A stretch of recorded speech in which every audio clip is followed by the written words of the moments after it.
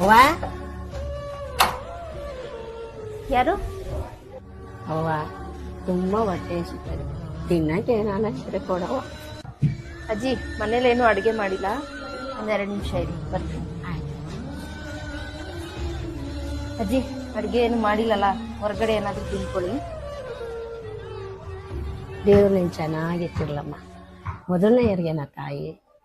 ಹ್ಞೂನಜ್ಜಿ, ಯಾರು ತಡಿತಾರೆ ಈ ನೋವು? ಮಕ್ಕಳನ್ನ ಎತ್ತಿ ಒತ್ತಿ ಸಾಕಿ ದೊಡ್ಡವ್ರನ್ನ ಮಾಡ್ತೀನಿ, ಆದರೆ ಹೆತ್ತು ತಾಯಿ ತಂದೆನ ಒಂದು ತನ್ನಕ್ಕೂ ಬೀದಿಗೆ ಬಿಡ್ತಾರಲ್ಲ, ಆ ನೋವಿಗಿಂತ ಈ ನೋವು ಯಾವ ತಾಯಿ?